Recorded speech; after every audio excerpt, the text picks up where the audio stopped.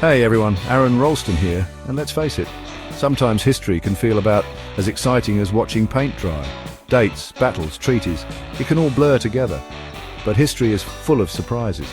And today, we're diving into some fun facts you probably haven't heard before. From bunny attacks to wrestling presidents, get ready to see the past in a whole new light. Let's get started. Okay, picture this. It's 1807. Napoleon Bonaparte, the Emperor of France, conqueror of most of Europe, is at the height of his power. He's just signed the treaties of Tilsit, basically forcing Russia and Prussia to play nice with France. Victory is in the air. So what does Napoleon do? He throws a rabbit hunt, naturally. I mean, what says celebration? More than a good old-fashioned rabbit massacre, right? Napoleon's staff gathers up a few hundred rabbits, figuring this will be an easy win for the emperor. They release the bunnies, expecting a casual chase and some light-hearted slaughter. But here's where things take a turn for the bizarre.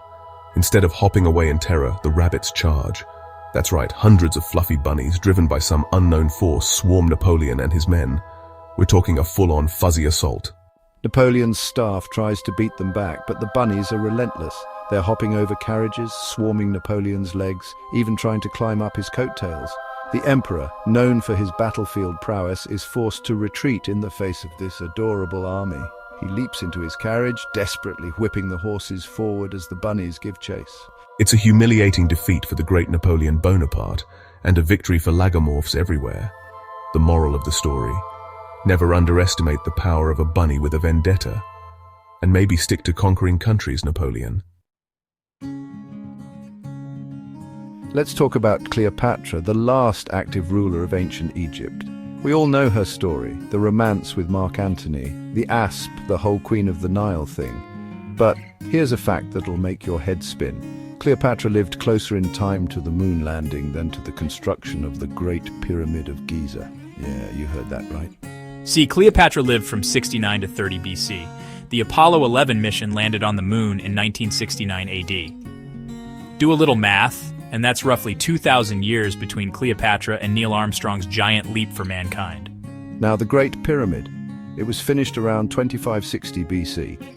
That means there's a gap of about 2,500 years between Cleopatra and the construction of one of the most iconic structures in human history. It's mind-blowing, isn't it? We tend to lump ancient civilizations together, but the reality is, history is a long, winding road. Cleopatra is closer to us, with our smartphones and the internet, than she is to the pharaohs who built the pyramids. It really puts things into perspective, doesn't it? The Eiffel Tower, that iconic symbol of Paris, of romance, of France itself. It's a marvel of engineering, standing over 1,000 feet tall and made entirely of iron lattice. But here's something you might not know. The Eiffel Tower is a bit of a shapeshifter. It actually grows taller in the summer. You see, the Eiffel Tower is subject to the laws of physics, specifically thermal expansion. When things heat up, their molecules move faster and spread out, taking up more space. Metals, like the iron that makes up the Eiffel Tower, are particularly susceptible to this. So, during the hot Parisian summers, the iron structure of the Eiffel Tower expands. This expansion can cause the tower to grow by as much as 6 inches. That's right, the Eiffel Tower literally gets a summer growth spurt. Now, before you imagine the Eiffel Tower stretching towards the heavens like some kind of iron beanstalk, it's important to note that this growth is gradual and spread out over the entire structure. But it's a real phenomenon, and engineers actually have to take this thermal expansion into account when designing and maintaining the tower. It's a reminder that even the most seemingly permanent structures are subject to the forces of nature. And it's pretty cool, right? Abraham Lincoln, the 16th President of the United States, is remembered for his honesty, his leadership during the Civil War, and that awesome beard.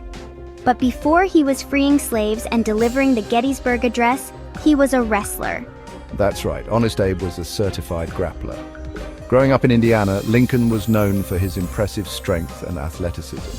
He stood 6'4", which made him a giant in those days. And he wasn't afraid to use his size and strength to his advantage.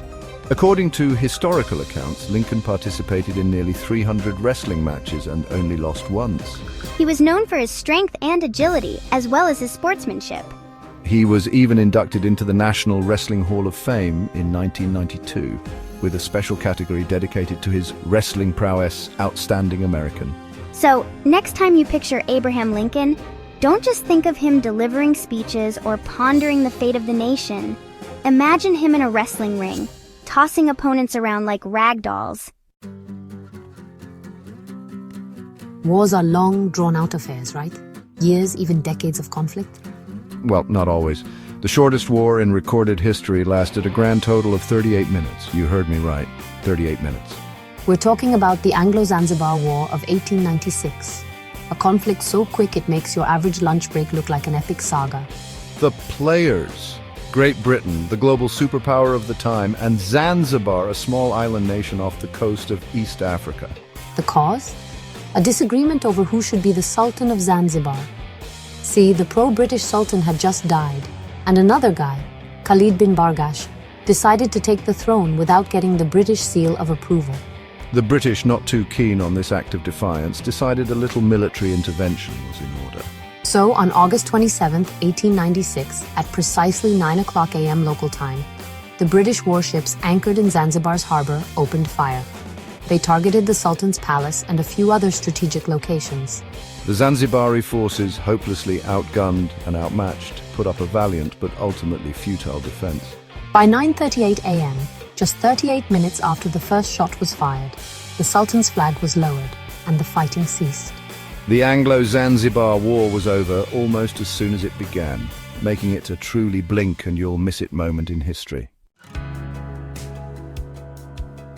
So there you have it, 5 mind-blowing history facts that probably didn't make it into your textbooks.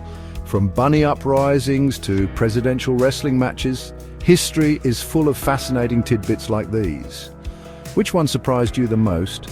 Let us know in the comments, and don't forget to like and subscribe for more amazing facts. Until next time, keep exploring the endlessly fascinating world of history.